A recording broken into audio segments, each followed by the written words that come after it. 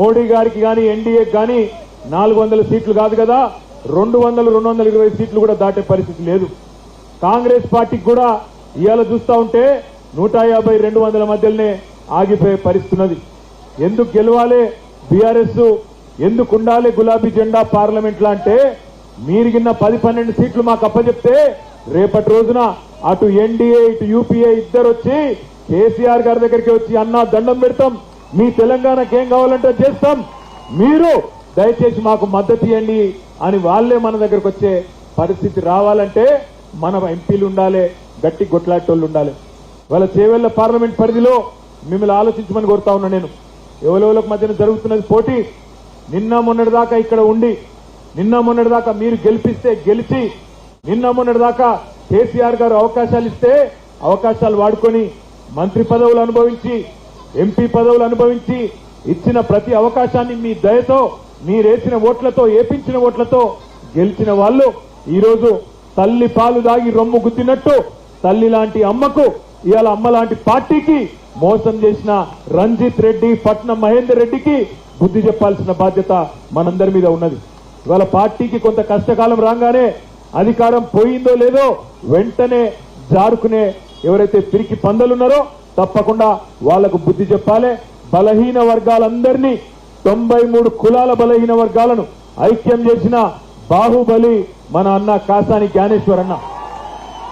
మొన్న చేవెళ్ల సభ నేను చూస్తా ఉంటే టీవీలో, ఆ రోజు మా స్వామి గౌడ్ అన్న ఒక మాట అన్నాడు, మేము జనాభాలో 85-90% ఉన్న మేము బలహీనులం ఎట్లయితాం, బలహీన వర్గాలం ఎట్లయితాం, రేపు మా దమ్మెందో చూపెడతాం చేవెళ్లలో అనే మాట మొన్న మన స్వామి గౌడన్న చెప్తా ఉంటే నేను చూసిన. నేను మిత్రులందరినీ ఒక్కటే కోరుతున్నా, ఇవాళ కొన్ని రాజకీయ పార్టీలు అంటాయి బలహీన వర్గాలకు అవకాశం ఇస్తే గెలువరేమో అనే అపవాదు పెట్టే ప్రయత్నం చేస్తారు. మరి ఇలా ఒక బలమైన నాయకుడు, బలహీన వర్గాల నాయకుడు కాదు, బలమైన నాయకుడు, బలహీన వర్గాలకు గొంతుకై నిలబడ్డ నాయకుడు చేవెళ్ల పార్లమెంటులో మీ ముందుకు కేసీఆర్ గారు పంపిస్తే కాసాని జ్ఞానేశ్వర్ గారు వచ్చిండ్రు.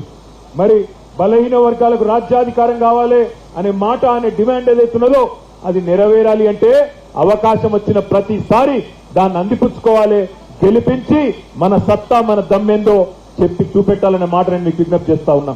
ఇంకొక మాట కూడా ఆలోచించమని కోరుతున్నా. నేను ఇన్నటి వరకు, ఈ రోజు వరకు చేవెళ్ల పార్లమెంట్ లో మొట్టమొదటి బీసీ అభ్యర్థి కాసాని జ్ఞానేశ్వర్ గారు. ఈ నియోజకవర్గం పుట్టినప్పటి నుంచి ఇప్పటి వరకు మొట్టమొదటి బీసీ అభ్యర్థి ప్రధాన పార్టీల నుంచి. మీరు ఆనాడు మొట్టమొదటిసారి చేవెళ్ల పార్లమెంట్ లో జయపాల్ రెడ్డి గారికి అవకాశం ఇచ్చినారు, తర్వాత విశ్వేశ్వర రెడ్డిని గెలిపించినారు, తర్వాత మొన్న రంజిత్ రెడ్డిని గెలిపించినారు. ఈ రోజు మనందరం కూడా ఎవరమైనా కావచ్చు, ఓసీలు కావచ్చు, ఎస్సీలు కావచ్చు, ఎస్టీలు కావచ్చు, మైనారిటీలు కావచ్చు, బీసీలు కావచ్చు, అందరం ఒకటైదాం. ఇట్లా కాసాని జ్ఞానేశ్వర్ గారికి ఓటేసి బ్రహ్మాండమైన మెజారిటీతో గెలిపించుకుందామనే మాట నేను మీకు విజ్ఞప్తి చేస్తా ఉన్నా. అంబులెన్స్ ఓనియండి, తమ జరగండి సార్. అరే పడుతున్నాం, అరే పైసా పడదాం.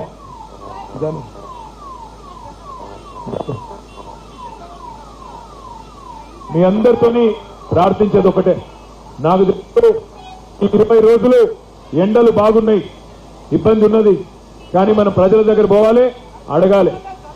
అరిచేతిలో వైకుంఠం చూపెట్టి అధికారంలోకి వచ్చిన కాంగ్రెస్ పార్టీ మాటలు ప్రజలకు గుర్తు చేయాలి, అడగాలి. రైతులని ఏమైంది, 2 లక్షల రుణమాఫీ అయిపోయిందా అని అడగాలి. 10,000 కాదు, 10,000 ఇస్తా. యావా 10,000 కాదు 15,000 ఇస్తా అన్నవే, ఎక్కడ వెళ్ళి 15,000 అని అడగాలి. 9 జెండాలన్న పొద్దు డిసెంబర్ రుణం చెప్పిన మాట, పెళ్లి చేసుకుంటే ₹1,00,000 కాదు బంగారం చెప్పిన మాట గుర్తు చేయాలి. ముసలిళ్లకు ₹4,000 ఇస్తా 100 రోజుల్లో అని చెప్పిన మాట గుర్తు చేయాలి. మహిళలందరికీ ₹2,500 ఇస్తా 100 రోజుల్లో అని చెప్పిన మాట యాద్ చేయాలి. 1-2 కాదు, ఎన్నో మాటలు అరిచేతిలో వైకుంఠం చూపెట్టి ప్రజలను మోసం చేసి ఇవాళ మళ్ళొక్కసారి తిరిగి మోసం చేయడానికి వస్తా ఉన్నది కాంగ్రెస్ పార్టీ.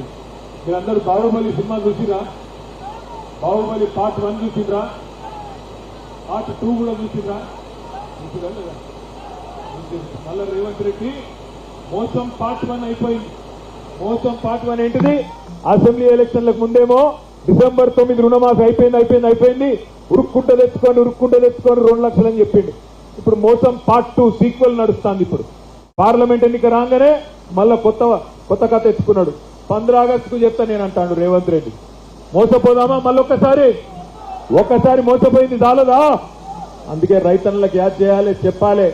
ఒకసారి మోసపోతే మోసం చేసినోంది తప్పైతుంది. రెండోసారి మోసపోతే ఎవడైతే రెండోసారి కూడా నమ్మిండో వాళ్ళది తప్పైతుంది అనే మాట తప్పకుండా యాద్ చేయాలి. ఇలా రేవంత్ రెడ్డి గారు కానీ బీజేపీ కానీ ఒక్కసారి ఆలోచించండి. ఏం జరిగింది దేశానికి వీళ్ళ వల్ల ఆలోచించవలసిన అవసరం ఉన్నది.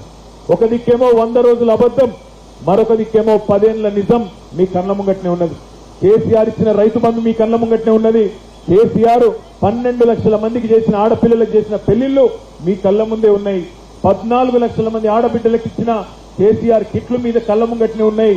46 లక్షల మందికి ఆసరా పెన్షన్లు ఇచ్చి 200 నుంచి 2000 రూపాయలు చేసింది కూడా మీ కళ్ళ ముంగట్నే ఉన్నది. ఇట్లా చెప్తూ పోతే ఎన్నో కార్యక్రమాలు 10 ఏళ్లలో మనం చేసుకున్నాం. హైదరాబాద్ నగరాన్ని సర్వాంగ సుందరంగా తీర్చిదిద్దుకున్నాం. చేవెళ్ల పార్లమెంటు నియోజకవర్గంలో మా కాళే యాదయ్య గారి నియోజకవర్గంలో షాబాద్ లో బ్రహ్మాండమైన పరిశ్రమలను కూడా నెలకొల్పుకున్నాం. వికారాబాద్ ను జిల్లా చేసుకున్నాం. వికారాబాద్ లో ఇవాళ కలెక్టర్ ఎప్పటి నుంచో వికారాబాద్ ప్రజల కళ అది, దాన్ని నెరవేర్చింది కేసీఆర్ గారు. ఇక్కడ ఉండే గిరిజన సోదరులు ఎంతో మంది ఎన్నటి నుంచో అడుగుతున్నారు మా తాండాల మా రాజ్యం ఉండాలని, దాన్ని కూడా నెరవేర్చింది కేసీఆర్. ఇట్లా నేను చెప్పమంటే ఇంకో గంట సేపు చెప్తా గానీ ఎండ బాగున్నది, మీరు కూడా బేజారైతారు, ఎక్కువసేపు చెప్పా. ఇంకొక మాట కూడా మా యాదన్న యాద్ చేస్తున్నాడు. 111 జీవోను కూడా అందరు చెప్పినోళ్లే గానీ ఆఖరికి ఎత్తేసింది కేసీఆర్ అనే మాట యాద్ చేయమని చెప్పి మా యాదయ్య గారు చెప్తా ఉన్నారు. ఒక 111 జీవో, ఒక్క మంచినీళ్ళు ఇచ్చుడు, రైతులకు రైతు బంధు ఇచ్చుడు కాదు, చెప్తే ఇంకో గంట చెప్పొచ్చు. అదే ఈ రోజు బీజేపీ వాళ్ళు తిరుగుతున్నారు. ఏం చేసిండ్రు నాయన? 10 ఏళ్లు మీరు ప్రభుత్వంలో ఉండి దేశానికి ఏం చేసిండ్రు, తెలంగాణకి ఏం చేసిండ్రు, మా చేవెళ్ళకి ఏం చేసిండ్రు చెప్పి ఓటు అడగవయ్యా అంటే చెప్పేటందుకు ఏం లేదు. వాళ్ళు అనేది ఒక్కటి జై శ్రీరామ్. ఏమనంటే జై శ్రీరామ్ తప్ప ఇంకేం లేదు. ఏం చేసిండు మోడీ గారు, ఏం చేసిండు భారతీయ జనతా పార్టీ ప్రభుత్వం? మా చేవెళ్లకు మా తెలంగాణకు ఒక్క కళాశాల ఇచ్చినవా, ఒక్క పాఠశాల పెట్టినవా, ఒక్క గుడికి పైసలు ఇచ్చినవా, లేదా ఒక్క ప్రాజెక్టుకు జాతీయ హోదా ఇచ్చినవా అంటే చెప్పే ముఖం లేదు. కానీ జై శ్రీరామ్, శ్రీరాముతో మనకు పంచాయతీ లేదు. రాముడు బీజేపీ ఎమ్మెల్యే కాదు, ఎంపీ కాదు. శ్రీరాముడు అందరి వాడు, అందరికీ దేవుడే. శ్రీరాముడు రేపు బీజేపీ ఓడిపోయినాక కూడా రాముడు మంచిగానే ఉంటాడు, రామునికి ఏం కాదు. రామునికి ఏమి కాదు, బీజేపీ ఓడిపోయినా రామునికి ఏం ఫరక్ పడదు. నేను మిమ్మల్ని అందరినీ దండం పెట్టుకోలేదు ఒకటే, మతం పేరుతో రాజకీయం చేయడం, మతం అడ్డం పెట్టుకొని ఇవాళ ఓట్లు దండుకొని ఎంపీలుగా గెలవాలనే ప్రయత్నం చేస్తున్న భారతీయ జనతా పార్టీకి కూడా బుద్ధి చెప్పవలసిన బాధ్యత మన మీద ఉన్నది. ముఖ్యంగా మా ఆడబిడ్డలు ఎవరైతే తరలి వచ్చిండ్రో మిమ్మల్ని నేను కోరుతా ఉన్నా, ఆలోచించండి. మోడీ గారు ప్రధానమంత్రి అయినప్పుడు 2014లో సిలిండర్ ధర ఎంత? 400. ఈ రోజు ఎంత సిలిండర్ ధర? 1200. మోడీ గారు ఆనాడు 2014లో భారతదేశానికి ప్రధానమంత్రి అయినప్పుడు మన దగ్గర డీజిల్ పెట్రోల్ దొరకది, మన దగ్గర ముడి చమురు దొరకది. భారతదేశంలో ముడి చమురు మనం బయట దేశాలకు వెళ్ళి తెచ్చుకుంటాం. Crude oil